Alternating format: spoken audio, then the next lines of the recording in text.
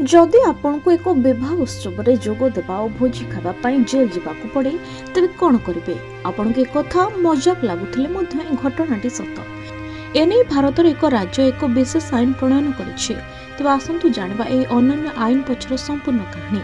आसाम विधानसभा गुरुवार दिन एक आईन पास करिछि जहाँ समग्र देशर दृष्टि आकर्षण करिछि।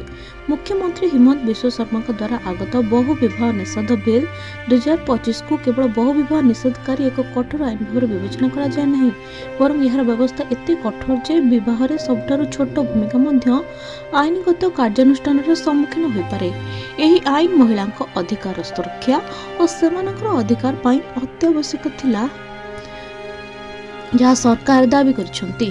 बिल पास हेबा परे बहु विवाह एवं आसाम रे एक दंडनीय अपराध हो सारी जो सर्वाधिक 7 वर्ष दंड रही। तेबे आईन को नहीं चर्चा आरंभ होबार कारण हेउछि कार्यकारी होइतबा नूतन नियम केवल पुरुष मानक मध्य सीमित होई रही नहीं, बरं विवाह रे जोग देउथबा लोक आयोजक एवं विवाह संपन्न करुथबा लोक मध्य समान भाव दायी करिथाय।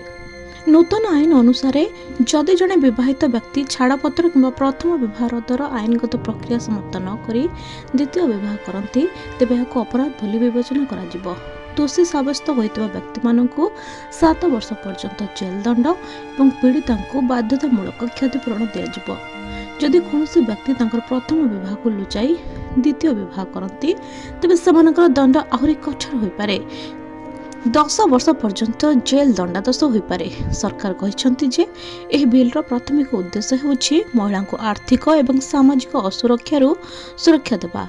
एह बिलर सबठार आश्चर्यजनक अंश होछि द्वितीय विवाह रे अंशग्रहण करुथिबा लोकंक पई दंड। आईन रे कहा जायछि जे जदि कि एहाको बहु विवाह बोली जानि मध्य विवाह रे जोग दियंती, भोजी रे शामिल हुअंती किंबा जे कोनोसी प्रकार समर्थन प्रदान करंती तेबे तांकु एही अपराधर सहयोगी बोली विवेचना करा जिवो। एबरी व्यक्ति को 2 वर्ष पर्यंत जेल एवं 1 लाख टंका पर्यंत जरिमाना मध्य होई पारे। काजी पुरोहित एवं आयोजक समस्त कार्यानुष्ठान सम्मुखीन हेबे। आईन अनुसार जो माने बहु विवाह को प्रोत्साहित करंती किंबा करंती सेमाने समस्ते दोषी साब्यस्त हेबे।